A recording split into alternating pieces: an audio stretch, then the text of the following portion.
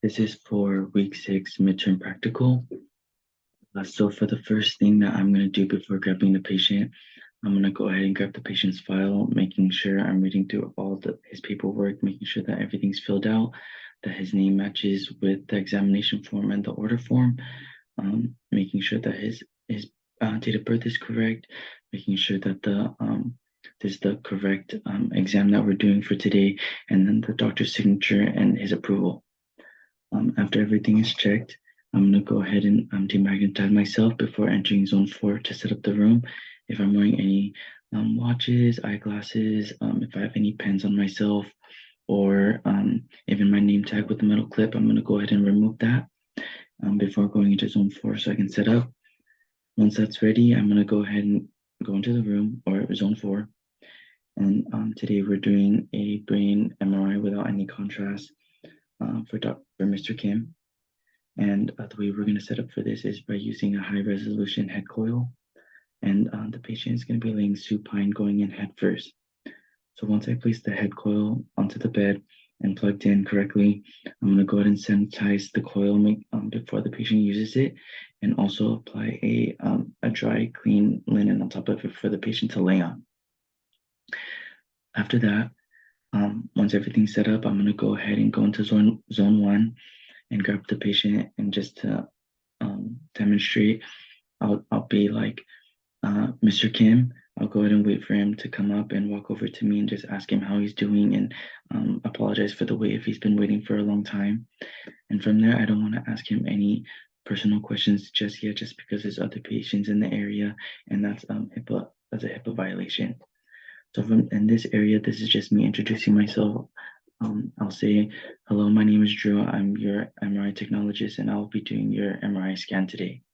And from there, we'll just talk about each other's day, and just getting to know him a little bit more, making him feel comfortable, and just explaining to him how the process is going to be. And by that point, I'm going to go ahead and lead him over to the dressing room. This is where I'm going to go ahead and instruct him how to get dressed. I'm going to go ahead and have him remove his shirt and his pants. He can keep his underwear on and his socks on. This is a chance for me to tell him to remove any metallic objects. If he has any jewelry, earrings, necklaces, bracelets, rings, I'll go ahead and have him remove that. Any watches, and from there, just making sure that he doesn't have any metallic implants inside of his body. And from there, I did look at his screening form, and there was a couple questions that I would like to go over with him, but I won't do that just yet until I get into zone 3. After he's done changing, I'm going to go ahead and have him bring all of his street clothes into the cubbies and have him lock it, and I'll go ahead and walk him over to zone 3. This is my chance to go ahead and go over any screening questions I had for him, or any other history that I would like to get more information about. So on his screening form, I noticed that he didn't answer a couple questions. For example, he didn't answer, have you had an injury to an eye involving metallic objects or fragments? I'll just go ahead and ask them that again, and just help him understand it more clearly, and just try to break it down for him, just making sure, like, were you not injured, or were there any metals that hit your eye or anything like that? And if he said no, I'm going to go ahead and check that off no. There's another question that he didn't answer, which is, have you been injured by a metallic object or a foreign body? Go ahead and explain that to him again. And if he said no, I'm going to go ahead and cross off no. He also said no to any prior exams before this, like any x-rays or CTs. And I'll just go ahead and ask that one more time, because sometimes patients like to wait last minute until they get asked again, and they'll go ahead and admit to having more tests before this one. And if it's still no at this time, then I'm going to keep it at no. Going down to his screening form, I did notice that he didn't check anything off for ICDs. And if that's the case, I'm going to go ahead and explain to him that an ICD is something that is placed inside of your body, either in the chest or in the stomach, and it helps with defibrillation.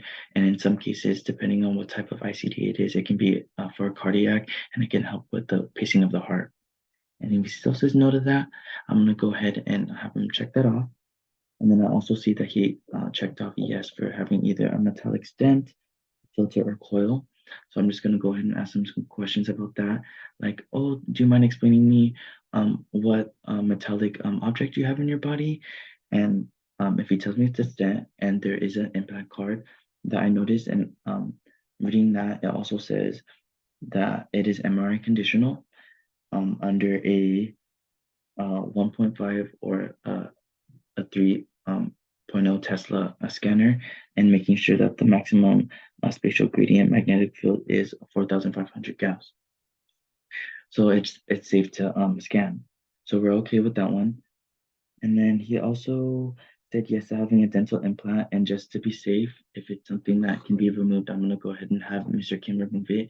And if not, then it's okay to scan.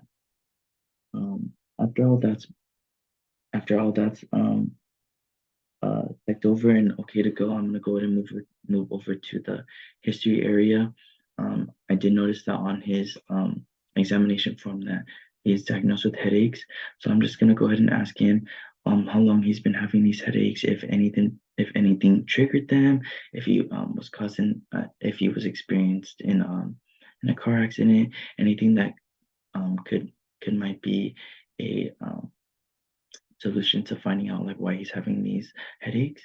Um, and after that, after I get all that information done, I'm gonna go ahead and check one more time if he removed everything that's metallic off of him, and if that's ready to go, I'm gonna go ahead and send him into zone 4. Going into zone 4 before he lays down and I set him up, I'm gonna go ahead and explain to him that I'm gonna go ahead and give him some earplugs. The machine does make a really really loud sound that can really harm a person's hearing.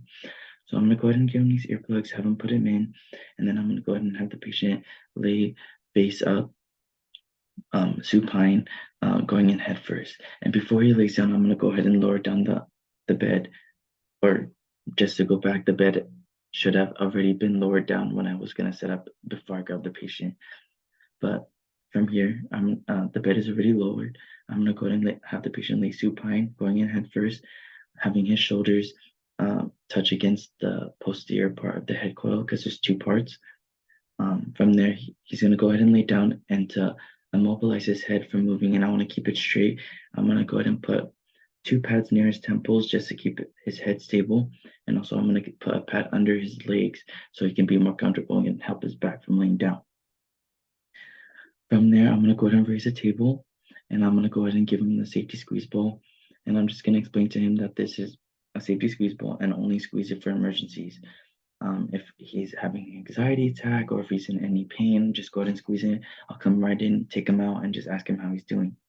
And if it's a serious event, then we'll go ahead and stop the scan, and we're gonna go ahead and have to reschedule the exam.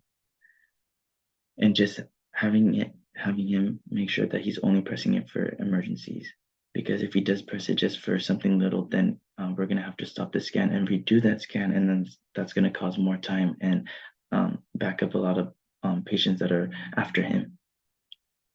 After that, I'm gonna go ahead and place the anterior part of the head coil on top of his face and clip it, and making sure that it's not pinching any of pieces of skin or his hair, and making sure that he's comfortable one more time. After that, I'm gonna go ahead and landmark right between his eyebrows, which is called the glabella. And from there, I'm gonna go ahead and send him through all the way to ISO center. And once he reaches ISO center, I'm gonna ask him one more time before I leave him if he's doing okay. And if he's A-okay, then I'm gonna go ahead and go back to my station in zone 3 and start the exam.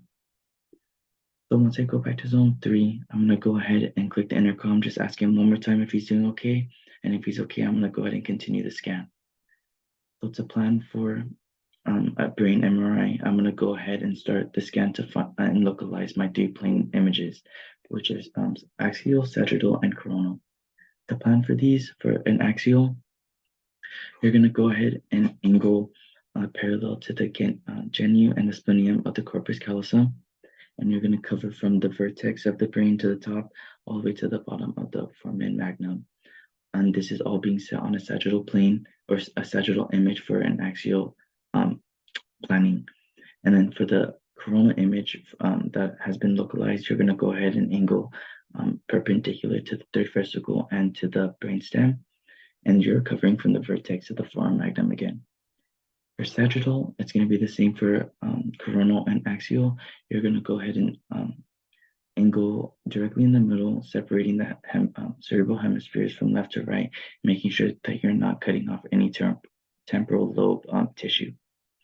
And then for the coronal image, you're going to go ahead and set up on the sagittal image again, and you're going to angle parallel to the brain stem, and you're going to cover from anterior to posterior of the brain, and that same goes for the axial. You're going to go ahead and cover from anterior to posterior of the brain, being perpendicular to the third ventricle. And in between those sequences, I'm going to go ahead and ask Mr. Kim if he's doing okay, just to make sure that we can keep continuing with the scan. And if he's doing okay, then I'm going to go ahead and keep going so we can finish the process and so I can get him out of there sooner if he's having any problems with claustrophobia or anything like that.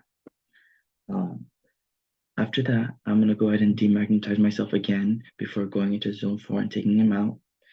Once the scan's over, I'm going to go inside, take him out, ask him if he's doing okay, remove the anterior part of the head coil, have him sit up, drop down the table, have him come up, remove the earplugs, throw them away. And from there, I'm going to go ahead and walk him over to zone 2 where the training room is.